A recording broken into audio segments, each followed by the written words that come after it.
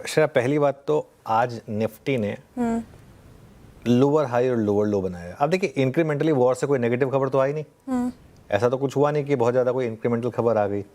तो अब हमारे पास कम से कम एक स्कोप है कि बहुत बड़े गैप डाउन्स ना हो मार्केट में। आज बड़ा गैप डाउन तो नहीं हुआ मार्केट में, टेक्निकली देखा जाए तो मार्केट फ्लैट ही खुला।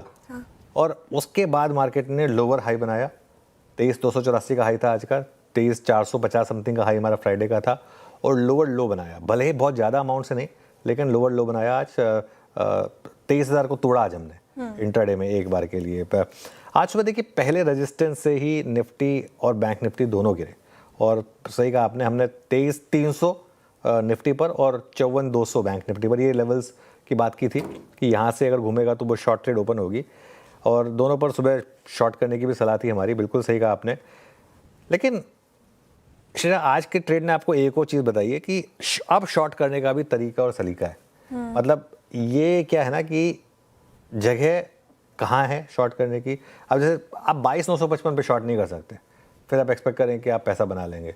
शॉर्ट करने की जगह वहाँ थी जहाँ पर उसने रिजेक्शन दिया, जो हाँ, जो 23,250, 23,300 उस तरीके के लेवल्स उसके पास पहुँचे। सिमिलरली बैंक निफ्टी पर भी अगर आप देखें तो शॉर्ट ट्रेड है, लेकिन शॉर्ट ट्रेड आप कहाँ कर रहे हैं, ये आई थिंक इसके ऊपर काफ़ी कुछ डिपेंड करता है। देखिए, एक और चीज़ समझिए, क्रूड अभी भी बाज़ार के लिए एक बहुत बड़ा खतरा है।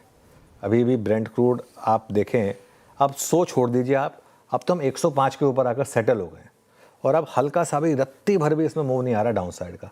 जितने भी मूव आ रहे हैं सारे के सारे अपसाइड पर आ रहे हैं, और कहीं ना कहीं हर कोई चाहता है कि वो स्टेट ऑफ हॉर्मुज़ मामला सुलटे, सब कुछ ठीक हो, लेकिन नहीं हो रहा है।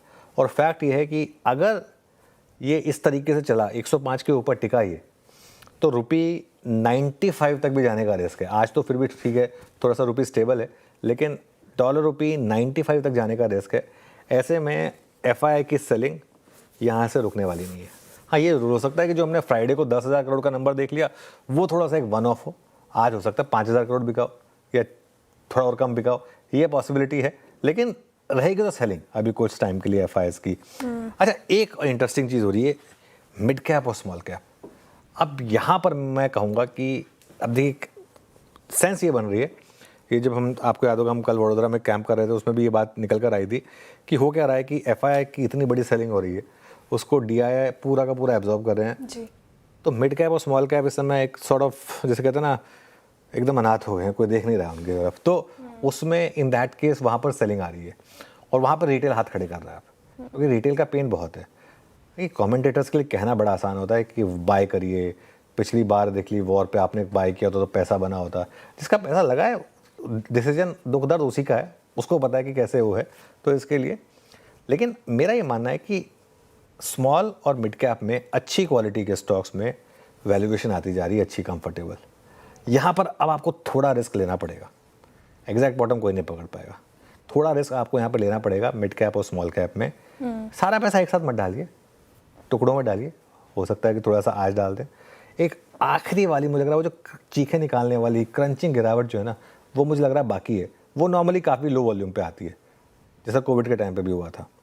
अभी क्रंचिंग गिरावट यहाँ से और हम देख सकते हैं। हाँ, अभी देख सकते हैं। अभी हुई क्या है गिरावट, अब ये कोई गिरावट थोड़ी ना है, इसको गिरावट नहीं कहते हैं।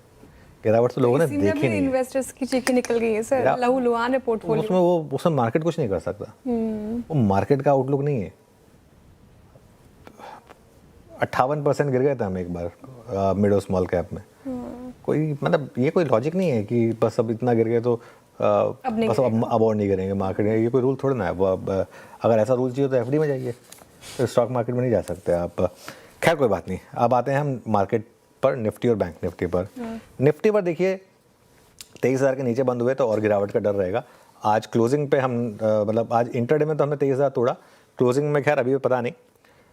और इस लेवल की भी कोई अहमियत नहीं है इस मार्केट में, वैसे भी लेवल की कोई अहमियत नहीं, किसी लेवल की पर्टिकुलरली कोई अहमियत नहीं है।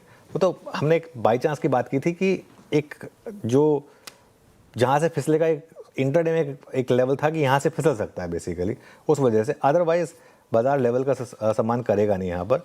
ये बाजार जो है ये सिर्फ और सिर्फ सेंटिमेंट में चल रहा है। और एक बात, अगर लॉन्ग करना भी है ना आपको, तो सिर्फ इंटरडे में करें। पोजिशनली तो अभी लॉन्ग कैरी करने के बारे में सोचें भी मत। और ये बाजार जो है इसमें बड़ी ट्रेड अभी भी शॉर्ट साइड पर है। अभी भी बड़ा पैसा आपको सेल ऑन रैली पे ही मिलेगा, जैसा कि आज बना।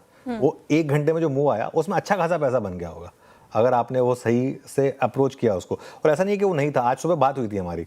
नॉर्मली तो हम कह सकते हैं कि हाइंडसाइट बेनिफिट है। आज तो हमने बात की थी कि इस रैली को यहाँ तक आने दीजिए, फेल होने दीजिए, उसके बाद शॉर्ट करिए। बैंक निफ्टी श्रेया अगर क्रूड यहाँ पर रहा तो मुझे लग रहा है कि 5% तक का डाउनसाइड और बाकी है बैंक निफ्टी में, जो आपको हो सकता है कि एक बार के लिए 51,000 तक भी ले जाए, मे बी उससे थोड़ा इवन और नीचे, जो एक बाइंग अपॉर्चुनिटी होगी ऑब्वियसली। लेकिन अभी के लिए तो मार्केट में दिक्कत है। चलिए